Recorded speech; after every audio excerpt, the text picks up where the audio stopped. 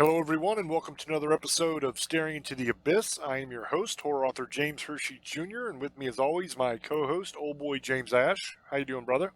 I'm doing pretty good. How's everybody tonight?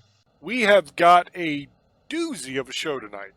This one is going to be fun. I was scrolling the internet a little while ago. This was multiple weeks ago, before all this craziness started happening. And I came across this article that was extremely interesting to me. And I set it aside and I thought, we're going to talk about this on the show one day. And I had planned to do this show, and then it kind of got set aside so we could do something else at the time. And that led to another show, which led to another show. And then, you know, the way things go, it just ended up kind of in the pile, and I forgot about it. Well, I was going through the pile this week, and I happened upon this article again, and I thought, wow, man, I forgot all about this. This is super cool. So essentially, what this article was about, I'm not really going to read the article because it's one of those ones where a million ads pop up and it doesn't say a whole lot. But the general gist of it is that they are trying to sell the house where Kurt Cobain lived and committed suicide. Now, not too long after the suicide, Courtney Love lived in the house for a while afterwards, but then she sold it. And if I remember correctly, she sold it for like 2.8 million, which was I think double what they had originally paid for the house. So she sold it, but now they're trying to sell it again. Whoever she sold it to, maybe, or maybe they sold it, I'm not sure. But either way, the house is up for sale again. But the problem is they're having a great deal of trouble selling this place because, according to the real estate people and Courtney and other people that have lived in the home, the ghost of Kurt Cobain still inhabits this house. So he's still there. Courtney said in an interview one time that out of nowhere Kurt appeared and said hi to her and then walked away and disappeared again. There's other reports from the house of people seeing the ghost of Kurt Cobain. So essentially what the article was saying is that they're trying to sell it. They want like 7.8, I believe it was, $1 million or something like that, $7.5 million for it now. And they can't get anybody that's really serious about buying it because they're afraid of the ghost. Not much of an article, very little amount of information, but it was super interesting because, one, full disclosure, I was a fan of Nirvana back in the day. I think that the MTV Unplugged album that they did is one of the greatest unplugged albums I've ever heard. Now, obviously, that is completely subjective, and it doesn't hurt that I was already a fan, so maybe I liked it because of that a little bit more.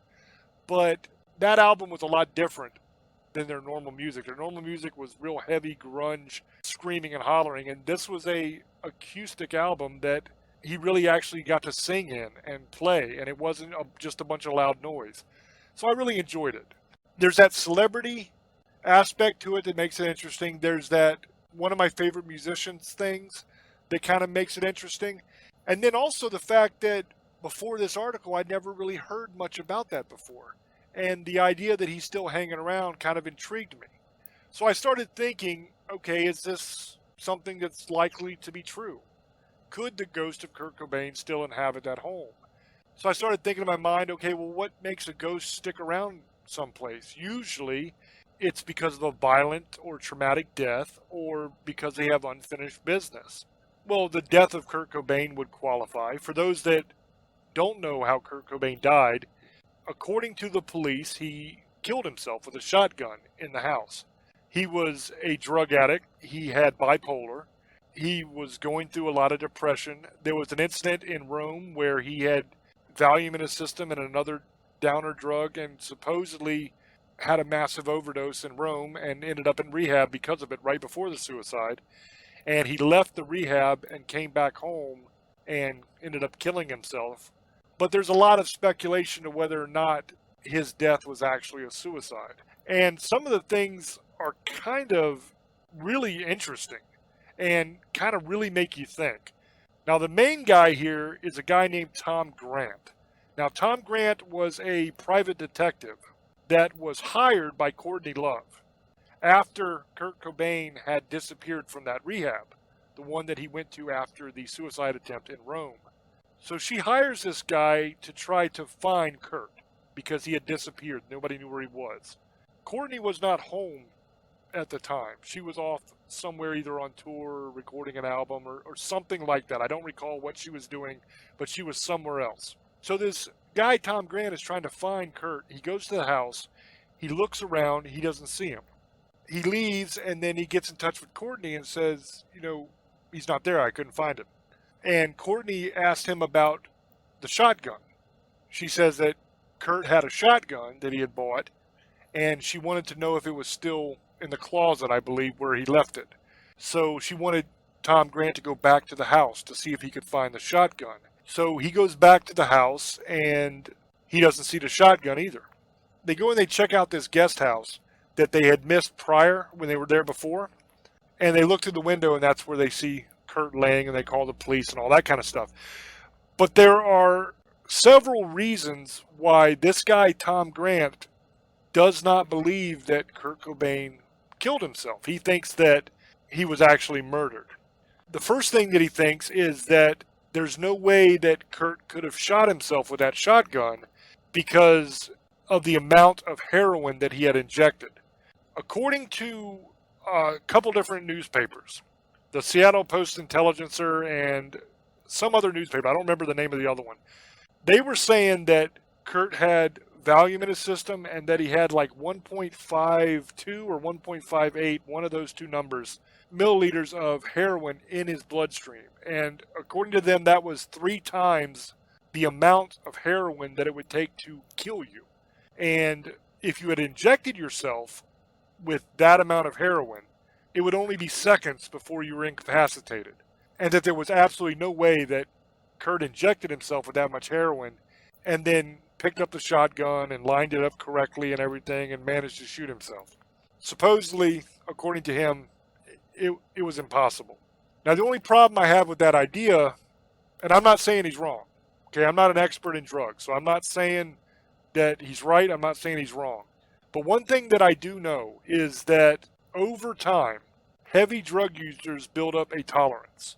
And it takes more and more and more of the drug to actually kill them. I spent a lot of my life as a musician, and I was a professional musician. I got paid to do it. So I didn't have a normal job. I went and played music for a living. So I've been around a lot of addicts, a lot of people that took all kinds of different drugs. And I have seen people take amounts of different kinds of drugs that would kill a normal person and still be completely cool. They could walk around, they could talk to you, they could do whatever they were supposed to be doing, and you wouldn't even know that they were that high. You would think maybe they were a little bit buzzed, but you wouldn't think that they were out of their mind blitzed or anything. But the amount they took would kill a normal person. I've seen that over and over and over again. I've seen people that were pill addicts down an entire bottle of pills in one sitting. And now, granted, they were nodding off, but they didn't die. And if I did it, or if you did it, we'd be dead if we took that amount. A lot of times what happens with a lot of these celebrity overdoses is they get to be like that, to where they are serious addicts and they can take these amazing amounts of drugs. And then they try to get clean. So they go into rehab, they get clean for a while, they fall off the wagon, and they go back to using. But instead of starting out with a little bit, they, for whatever reason, think that they can do the same amount they used to do to get high. And their system isn't used to it anymore. Their tolerance isn't as high. And it completely destroys them and they die. That's what happens a lot of times. So the idea that just because it was 3 times the amount that would kill a normal person does not necessarily mean that that same amount could have been injected into Kurt and then him not be able to do anything. It's very likely that if he was a very heavy drug user, that it would not have the same effect as it would have on me, because I don't use drugs. That amount of heroin on me, I'd be dead as hell quickly. But with him being a heavy drug user, maybe it bought him a little bit of time. Now, I'm not saying it wouldn't have killed him, because it might have still killed him. But it might explain how he had a little bit of that extra time to be able to get the shotgun lined up right and pull the trigger and all that stuff. It could explain it. I'm not saying it does, but it could, maybe. So that's not really, for me, definitive. The other problem with that theory I have is that he's making that statement based on this newspaper and one other newspaper. But when you look into it, you find out that those newspapers, the reports, he's using that number, but that's not the actual official number. The official number from the autopsy report is never given publicly because it's private information. You can't get it. So I'm not sure where they got the number. Maybe they got it leaked from a source in a police department or something like that. But there's no guarantee that that is the actual correct number. We don't know for sure. So that's kind of a little bit of speculation there as well. Another thing that he says is that the suicide note doesn't match. Now, basically what happened here is before Kurt killed himself, he wrote a suicide note on the back of a placemat from IHOP. And according to Grant, the last 4 lines of that suicide note, the handwriting does not match the rest of the suicide note. So what he is saying and what some of Kurt's friends are saying is that most likely that was a note that Kurt had written explaining how he wanted to divorce Courtney Love and move on with his life or whatever like that. And those last 4 lines got added on at the end. That's their theory. Now, this theory was tested multiple times. They sent it out to handwriting experts, multiple experts. Dateline NBC actually sent this out to multiple experts as well. The results of that are varied. Some experts said that the entire note was written by the same person. Some of the experts say that it's inconclusive, they can't tell. And some of the experts say that they don't believe that the last 4 lines were written by the same person that wrote the rest of the note. So there we get no real definitive answer, honestly, either. It's kind of a crapshoot. It's one of those things where you kind of pick your experts you believe, and that usually lines up with what you think actually happened. We do know from multiple sources that were friends of Kurt's and friends of Courtney's that the couple was having trouble at the time, and they were heading towards a divorce. Kurt was talking about he wanted to divorce Courtney, and according to one source, Courtney had called a defense attorney and was looking for the meanest defense attorney she could find because her and Kurt were splitting up. So that would be a motive for murder if you think about it, because if they get a divorce, if she's lucky, she gets half. But if Kurt kills himself, she gets everything. So that's the theory there, is they're thinking that she had him murdered. Now, one little bit for that theory that kind of backs it up a little bit is a person actually came forward and said that Courtney offered him $50,000 to kill Kurt. Now, whether this actually happened or not, it's anyone's guess. It's his word against hers. She denies it. He claims that it's true. He did know the couple. It's not like he was a stranger, but who knows? A lot of this is going to be like that. A lot of this is who knows. But as far as the suicide note, it was really a crapshoot. You have no idea.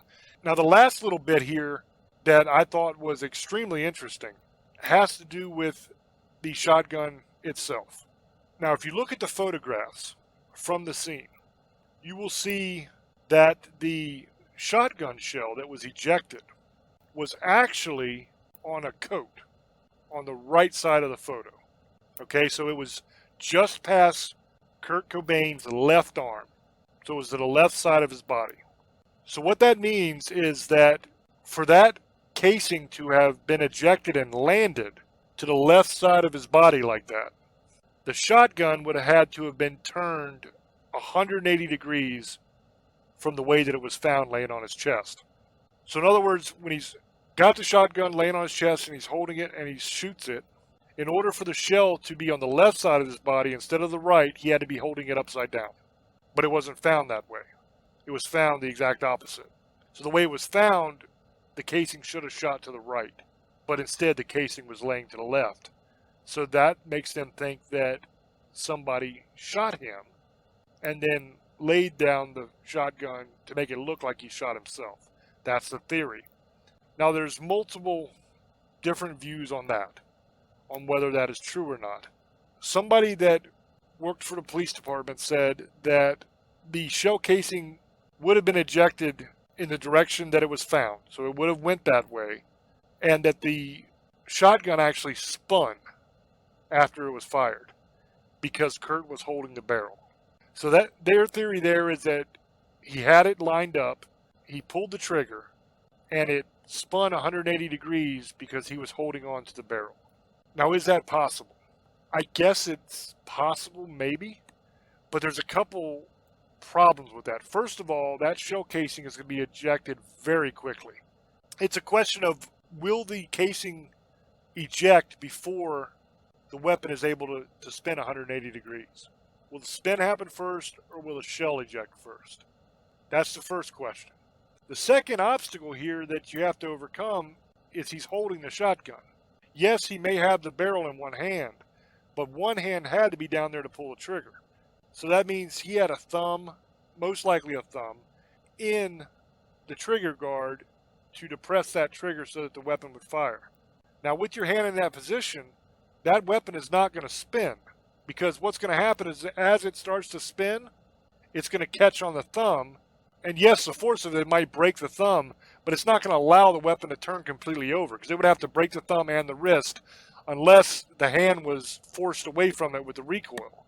So there's a lot of iffy things with this, of whether or not that weapon could spin the way they're saying it spun for that casing to come out and land on the left side of his body instead of the right side where it should have been had he been holding it. So what is the answer to this? To be honest with you, I'm not sure. I don't know whether it would be 100% possible for that to happen. It sounds unlikely to me.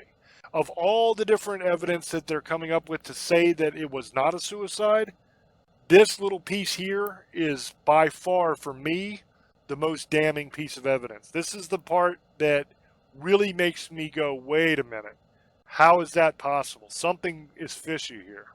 Now, like I said, I'm not 100% on it. I don't know whether it would be possible or not because of the thumb. That's the problem. The thumb in the hand is in the way of that spin. Now, usually the recoil from a shotgun when you fire it is going to be towards the direction of the butt of the gun, so away from the barrel. So if he's holding it on his chest and he's pulling it and he's got the barrel in his mouth, the butt of that weapon is going to be going towards his feet. It's not really going to be rocking side to side. So is that enough to go far enough back to pull the thumb completely out of the trigger guard so that it can spin? And will that happen fast enough for it to still be able to spin? Or will the spin happen before it moves far enough to get clear of the thumb? I don't know. But to me, it doesn't seem possible, because that spin is going to happen immediately. So if that happens immediately, it's going to take almost a second for it to move far enough away from the thumb to where it's not blocked anymore by the hand. So for me, it just doesn't seem like it could spin. I think that the arm and the hand would be in the way. But that's open to speculation. But for me, that's the piece of evidence that really makes me go, wait a minute. Now, as far as was he in the state of mind to actually commit suicide? Well, we know he was bipolar, and people with bipolar have a whole range of emotions. I know people with bipolar. I have people in my life that have bipolar disorder. They have very high highs and very low lows. Sometimes they are super depressed and they sleep all the time, and other times they are super manic and they just run around like a chicken with their heads cut off. There's a lot of emotional instability that goes along with bipolar disorder, where you have rage issues, you have loss of temper very easily. So there's a lot of problems there. We also know that he was a heavy drug user. And when you're a heavy drug user, you're not always thinking straight, especially when you're a heroin user, because the withdrawals and the urge to use heroin is very, very strong. And it's a very hard drug to withdraw from. So that really can make you do stupid things. People that have never used drugs or never been around somebody who was a heavy drug user and had to go through withdrawal don't really understand how bad that really is. I've watched people withdraw from heroin. I've watched people withdraw from opiates. It is awful. They feel like there's bugs crawling all over their skin. I've seen people dig their skin bloody because it's just, they feel like there's bugs all over them all the time. You get super sick. It's like you have a flu times 1,000. There are overwhelming cravings to where you will do anything to make all this stop and to get that drug again. So I can definitely see with him having the overdose, going to rehab, really fiending, I can see that leading to him desperately wanting to use. He probably went out and scored some drugs so that he could use again. I can see that leading to depression, especially if he was trying to get clean at the rehab and he failed. He went and got drugs again. I could see that being a bad depressive thing to where you're feeling really sorry for yourself and really hopeless. You factor in the fact that he had bipolar disorder. I could see it making him want to kill himself. It makes sense. So, did he kill himself or did he not kill himself? He definitely could have. I mean, the state of mind could have been there to do it. The only problem I have with the whole idea that he killed himself is the shotgun. That's the only problem, is the fact, could it spin before it cleared the thumb? That shell casing being on the wrong side kind of messes it up for me. Now, there was another little theory about the door, that the door could only be locked from the inside. So that means that it couldn't have been somebody else because they couldn't have got out of the house. That means it had to be a suicide. But that was actually debunked by Tom Grant himself when he went to the house, because he found out that you could lock the doors and then pull them shut, and that they would shut just fine. So it could have been somebody that did something, locked the door, and then left. So that bit of evidence I didn't include in the original presentation because it was debunked. But I wanted to go ahead and cover it before I threw over to Old Boy, because somebody's going to know this case and they're going to say, hey, wait a minute, you didn't mention the doors. So now I've mentioned the doors. As far as did he kill himself, I don't know. Be honest with you. It seems for people that don't have any experience with drugs, they would think, why would he possibly do that? He was on top of the world. I mean, how could you be depressed when you're on top of the world? You got all the money you could ever want and everybody loves you. But people don't understand what drugs do to you. And also, a lot of people don't understand what fame is like. Everybody dreams of being famous. Everybody thinks that it's the greatest thing on earth. But in reality, it's a prison. You reach a certain level, you can't even leave your own home. Because when you go out in public, people mob you. I mean, I am nowhere near Kurt Cobain level in fame. Nowhere near it. I'm a minor celebrity at best, because I wrote books that people really, really loved, and they became popular. I'm nowhere near that level. Not even close. But I know when I go out, it's a hassle sometimes. I have been stopped at restaurants when I'm trying to eat my meal by multiple people coming up and wanting autographs or pictures or wanting to talk. I know that I have gone to places and, like, here's a great story. I went with my daughter to Hot Topic because she did really good on her report card. And I promised her, there's this dress that she wanted at Hot Topic. There was this like blue dress with skulls all over it or something. And she really wanted it. And ordinarily, I'm a pushover when it comes to stuff like that. I'm a big softy. And ordinarily, I just buy it for her if she wanted it that bad. But I made a deal with her that if she got good grades on her report card, that I would get her the dress, thinking maybe that's a good way to give her incentive to do better at school. So the report card came out, and she had extremely good grades. She had mostly A's and a couple B's. And I was very proud. So I'm a man of my word, and she wanted the dress, so we said, let's go get the dress. So I take her to the mall, to the Hot Topic, to get the dress. Now, at first, everything is 100% fine. We walk into the mall, and we get the dress, and it's awesome. They got to get that giant stick with a hook on it, because the dress, for whatever reason, is on the ceiling. Like Hot Topic likes to hang things on the ceiling, so that they have to get this big pole and fish it down for you. So they get the dress down, and they're ringing it up and everything, and still everything completely cool. But then somebody who is walking by Hot Topic happens to look in, and they recognize me. And they come in, and they ask me if I am me. And I say yes, and they want a picture with me.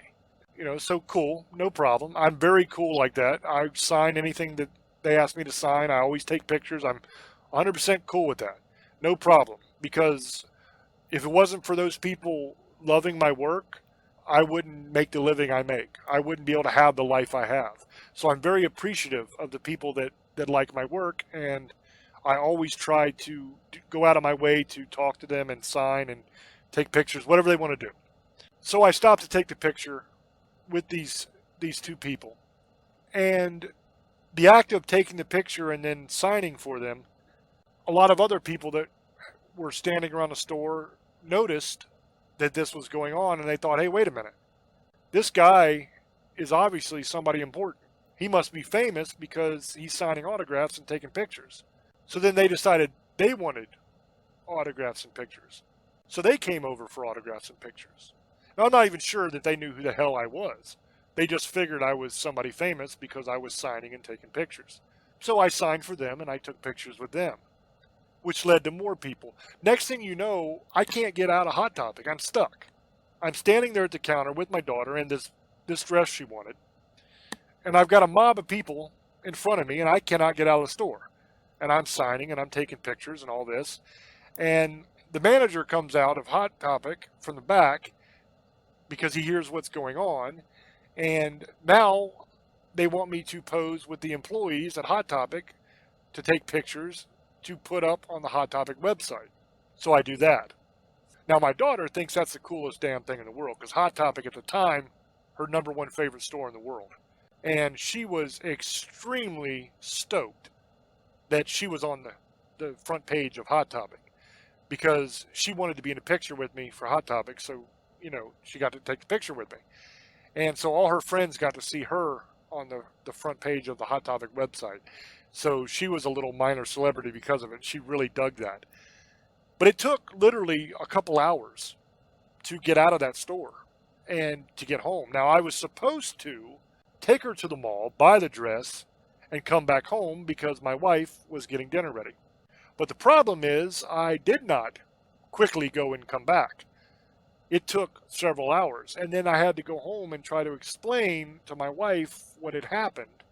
And this is why we're not here when dinner's been ready for a long time. Now my wife is understanding and she was cool about it. But that's a little example of what fame can be like sometimes. Now keep in mind, I'm not world famous. Okay, I'm a guy that wrote 4 novels that people really loved and made the bestseller list. I'm a very minor league celebrity, if that. And I'm not even like a TV celebrity. I'm like a book celebrity. So it's a whole lower level of fame anyway. And that's the kind of stuff that I experience. Imagine what somebody like a Kurt Cobain would experience when he would go out places. So people think that fame is this wonderful, great, amazing thing, but it can honestly be a prison. If you reach a certain level and you can't even go to the store anymore, you can't go out to eat with your family anymore, you can't do any of those things because you just can't, because people mob you.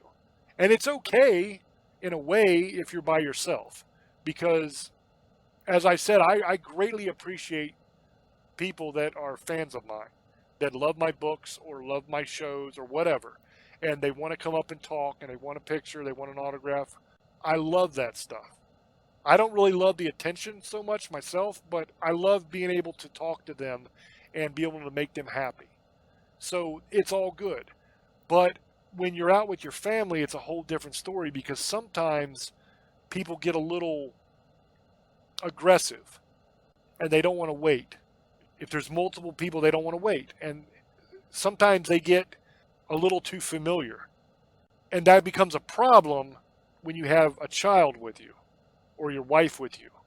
Because when people get a little too aggressive and a little too pushy and a little too grabby, you worry about the safety of your family.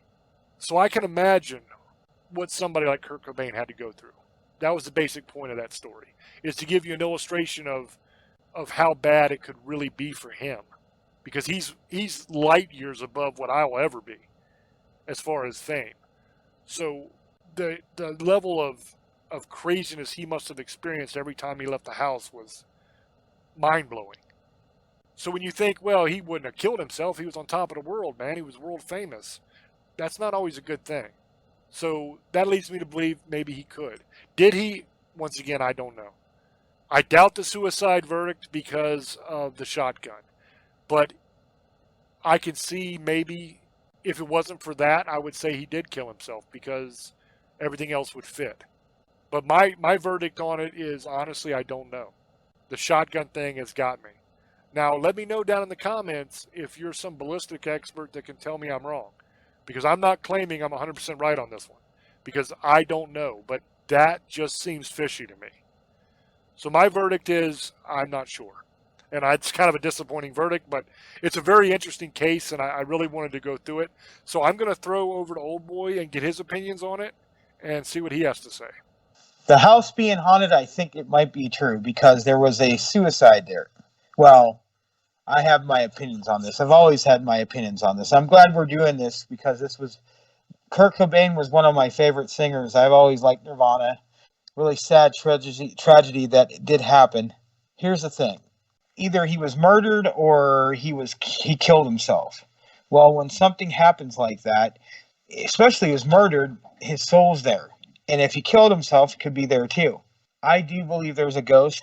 There's Courtney Love has seen the ghost, and other people have when being in that house. And I even think his daughter had said, because he has a daughter, has seen something there. I would believe it because of what happened.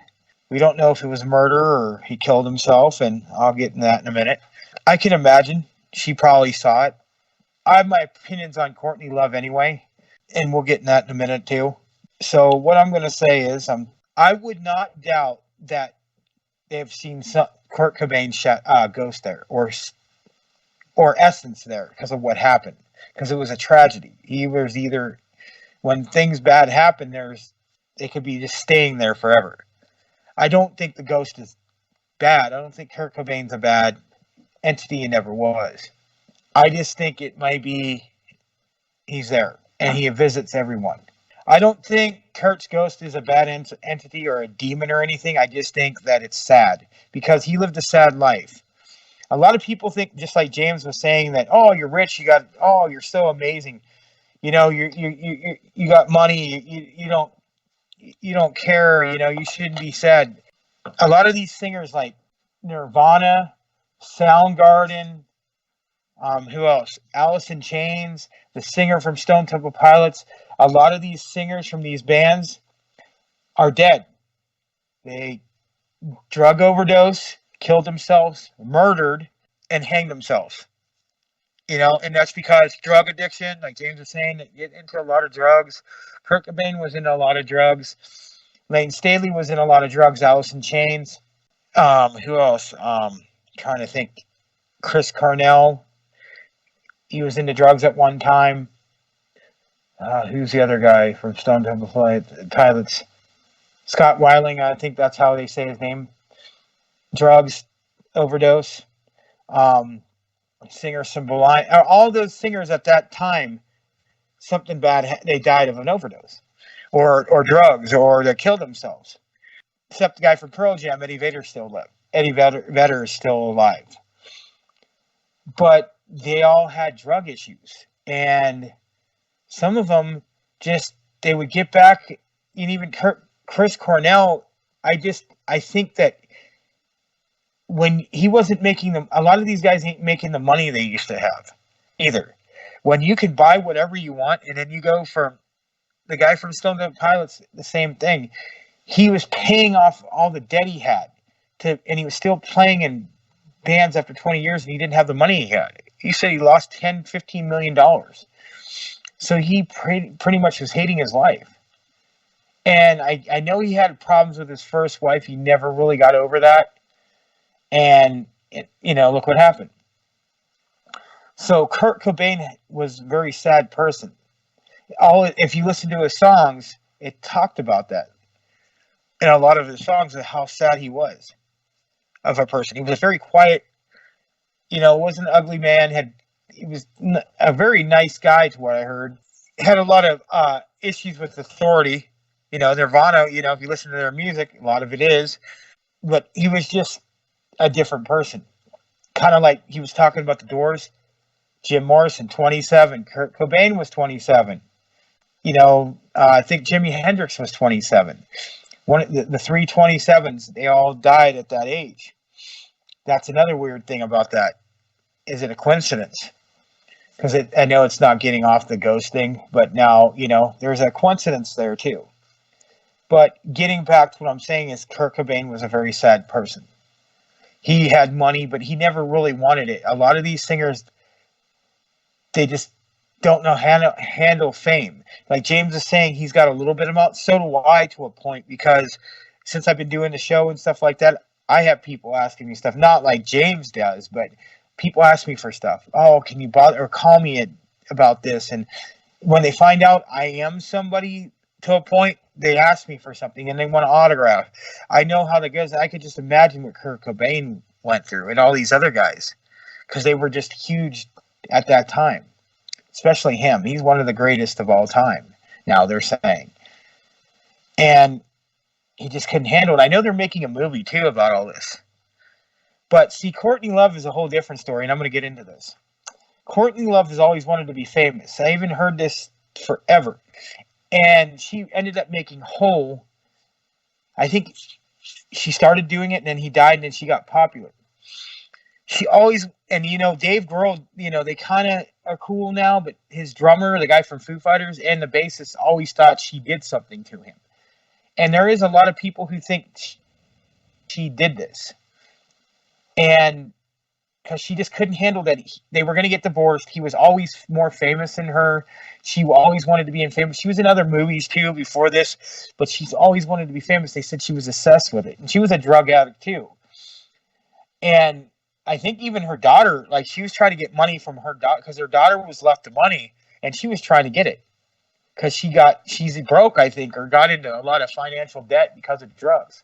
They said the note wasn't written by him. And there's an argument, was it, or was it all written by him? Was how the shotgun was held.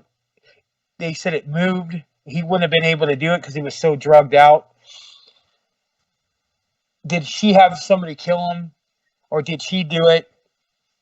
I'm always going to think there's a chance, because the guy from both of the bassist and drummer, Dave Grohl, think she had something to do with it, and they've always said it. I think that either she did it or had somebody do something, and we think he killed himself. But there's always going to be argument what really happened, or did she just drug him and had somebody blast him? Because it doesn't make sense what his letter said. Because I think it was just about how they were going to get a divorce, and then all of a sudden I hate my life, and it was a different writing. He didn't finish it. There's such an argument on that. So I don't believe he killed himself. And this is my opinion. You don't have to believe it. And I think he was killed. I don't know by who. I think she knows who did it. I don't know if she did it or not. But she knows. Because she's involved in it some way or another. She knows maybe she gave him the drugs there, or she knows that he did it, or she knows something more than she's telling people, and she always has. And if you guys can tell me what your opinion is, too, about this. I believe that his ghost is there. I believe that it's also because it's haunting her, and she's had nothing but bad things happen since this has happened. Her daughter doesn't, they don't have a great relationship either. So I'm not surprised. Remember, when you do things, you might get somewhere right away. And she did. She made a lot of money. She made a couple big songs. She started getting very popular in the grunge with Hole, the band Hole. Made a couple hit songs, and I think her one CD was a hit song. And that song Doll Parts, she has a little kid dressed up like Kurt Cobain, because I think that was her song dedicated to him. But again, she started getting famous after he died. So think about it, guys. And you need to look up her history. I don't hate the woman, but I know she's had a lot of issues in her life. She's had a lot of problems with other singers. I think she had issues with Madonna for a while, too, over some stuff. She's just had issues with people. She just never really got along with people in life. She's always been on drugs, too. Her and Kurt Cobain were into drugs when they were married. When you're into that lifestyle, rock and roll, fast life, he was alternative, but you get used to things in life. And this is what people don't realize. When you get used to partying with people all the time and just the party never ends, you can have whatever you want. and then you start not making money. And not with him, he wasn't losing money, but some of these guys do. You don't get you miss that life. And even if you do have the money, you miss that lifestyle. You just can't ever have a normal life. You have women everywhere. You can't just be with one person. You want to just do other things that most people have normal lives. You don't really have a normal life when you're rich or you're famous. Everybody knows you can't. Think about it. You can't go to McDonald's. You can't go anywhere with somebody out recognizing you, like James was talking about earlier. They're going to bother you. Can I have an autograph? And if you don't, oh, you're a jerk. You didn't sign my autograph that you were going to probably sell on eBay or show off on it. And this is where people really think, well, you're famous because of me. You owe me. They go to people's houses, bugging them. There's a line of respect. And when somebody's eating dinner, they don't owe you anything. If they're out there giving autographs, that's a whole different story. But when you're mad because you can't get an autograph because you can't make money off of it on eBay, like a lot of people do, and then go and lie about stuff on TV and whatever, the National Enquirer, whatever, TMZ, that's the stuff you got to deal with. That's just stuff like Eminem deals with and other famous singers. And after a while, when you can't even leave your house because they want to make up think about it now. It's not as bad as it is now. Back then, there was paparazzi, and things were just getting big then, starting then. But just imagine you're Kurt Cobain now. God, he would have somebody at his house every day. Oh, he's doing this, he's doing that. His life's good. What I don't understand is, and I think this is crazy with how life is. Most of this is just, all this is lies. A lot of it. Not saying what he did was lies, but like National Enquirer and TMZ, they exaggerate things and don't really tell the truth about people, but people believe it because of a jealousy. They want to be where these people are at, and they just have nothing better to do. And it's crazy because a lot of this stuff, if you think about it, probably not even true. But think about it. Kurt Cobain, God, there would have been something about every day, especially with drugs and how his wife was, and his wife had a lot of issues, and I think that was some of it too. He just wasn't happy, and a lot of these guys are not happy in life, dude. They weren't happy before they got popular, and he's brilliant because he could play the guitar and sing and write songs, and he just had a natural gift. And it's so sad because he was one of my favorite singers, and it gets to me because that was one of my idols when I was a kid. And he's gone. And it's been, I think, over 20 years now, or around that, 20-something, 30 years, I think. I think he died about that, yeah, 20-something years or more, 25 years. But it gets, I don't get emotional over it, but I remember when he died, and it was really sad because he was one of my favorite singers. It was one of my favorite bands at the time. And I really believe, in my opinion, that he was probably murdered. I mean, I'm not going to throw out the case he did kill himself. That could be a possibility, but I don't think he was. I don't think he was capable, because I think he was either on drugs. I believe that. And I believe that they got him to do it or made him do it, or he was passed out. Because I just had a friend die from overdose of heroin. He didn't mean to. It was accidental. He just took a wrong dose and he was gone. So it hits me. I have a couple of people that have died from this. So it's just a sad story. I believe there's a ghost in that house. I believe it's also to torment her, because I think she had something to do with it. And that's my opinion. But there you go, James. Another aspect of it that most people probably don't realize is once you reach a certain level, it's boring. People really don't understand how boring it is sometimes. Like, I was born poor. I have lived out in the wilderness in shelters that I've built myself for weeks at a time. There was periods of my life where if I didn't hunt and fish, I didn't eat. There was no money. When you have that kind of life, and you're able to treat yourself with something, buy a game or buy a movie that you really like, or go out to eat at a place that you don't ordinarily get to eat at, something like that. It's a treat. It's a big highlight. It's awesome. But you reach a certain point of success where you have a good amount of money. And then, especially if you're a musician, you're surrounded by yes men all the time. People that never call you out on your crap. You can literally do basically whatever you want, and everybody pretends like it's okay. Because a lot of it is that they're on your payroll, so they're going to do what they're told. They don't want to screw up their golden goose. You see that with a lot of musicians. You saw that with Elvis. You see that with a lot of people like that, to where their life gets weirder and weirder because nobody checks them ever, because they're the boss. So when you live a life to where you have a lot of money, so you can buy whatever you want.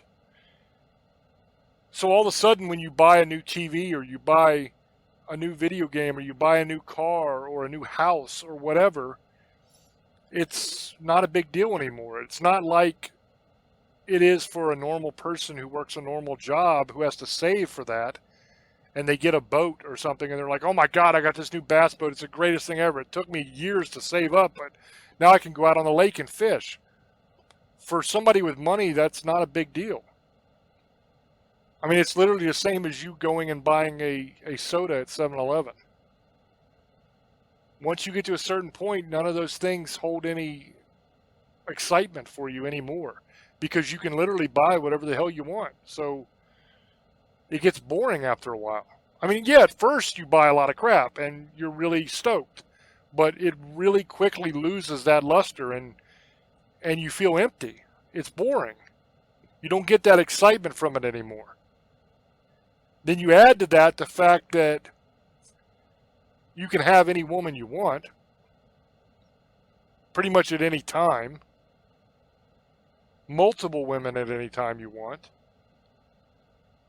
So then you start to go down that rabbit hole, and that loses its appeal, and it's not fun anymore, because it becomes commonplace. Now you might be saying, James, you're out of your damn mind. There's no way that becomes commonplace. But think about it this way. If you've ever been to a strip club or someplace like that, when you first walk through the doors, it's pretty damn exciting, because there's naked women everywhere. And what man doesn't like that? But within 10 minutes of being there, all of a sudden, it's not such a big deal anymore. You start forgetting that there's naked women everywhere, and you're talking to the people you came with and hanging out with them, and it becomes more about having a good time and goofing off than it does the fact that, oh my God, there's naked people everywhere. You just kind of don't, I mean, it's not that you don't notice, because of course you notice, you know it's there, but it's not like a mind-blowing thing like when you first walked in. It's the same thing when you're on tour and there's women everywhere, and you can have any of them you want whenever you want. It's literally a buffet. You can just pick and choose. And all of a sudden, that's not so much fun anymore. It gets old. It gets boring. So you get weirder and weirder and weirder until finally everything's boring to you. So people really don't understand the level of just boredom that you have as well with this. And I think that plays a role in a lot of the depression and despair that these people feel, because they can't go out and live a normal life anymore, and there's nothing exciting happening for them anymore. To an outsider looking in, you think, well, this guy's got everything in the world. He's got the world at his fingertips. It's amazing. But to him inside that prison, it's boring as hell. There's nothing that gets his juices flowing anymore. And then you think about the fact that the majority of artists are tortured souls anyway. You know, the majority of people that write music, that write lyrics, that write period, are are tortured individuals. You put all that together, and it's possible that he could have got to a state in his mind where he didn't want to live anymore. But see, the weird thing about that is there's conflicting reports. Once again, some of his friends and family say he was actually a happy guy and that there's no way he could have killed himself. And then others say that they're not surprised at all because he was a depressed guy. This whole case is filled with conflicting accounts. And it makes it very hard to figure out. If I had to choose whether I thought he killed himself or didn't kill himself, my choice would probably be that he didn't kill himself. I think that there's a chance that he was murdered. But in the same token, there's a chance also that he killed himself, in my mind. I'm not ruling that out, because it's possible. The main thing for me, as I said earlier on, is the shotgun being in the wrong position, the shell ejected to the wrong side. The idea that that thing spun 180 degrees while he was holding it doesn't make sense to me. But once again, I'm not a ballistics expert.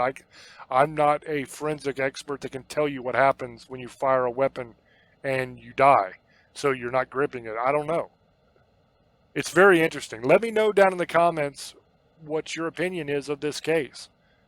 Do you think that Kurt Cobain killed himself, or do you think that he was murdered? Do you think Courtney had something to do with it, or do you think this was an Illuminati style kind of hit? Because I've heard that theory out there as well. Let me know. I'd like to know. But that being said, we are really close to being out of time, so I'm going to throw it back over to Old Boy to get his closing and his shout-outs. Thank you, brother. I really like doing this because I got to talk about Kurt Cobain. Was one of my favorite singers. I believe he was murdered. That's just my opinion. And well, I won't say it's impossible. He killed him. He didn't kill himself either. That's not impossible, but that's what I think. That's my final verdict. Thank you guys for listening to us on Parax Radio, especially these hard times going on, guys. I hope you guys, if you lost your job or you're out of work part-time, we give you something to get your mind off of. We're doing this to get your mind off of certain things of what's going on in the world. There's a lot of bad things, so at least we get you an hour of not thinking about that.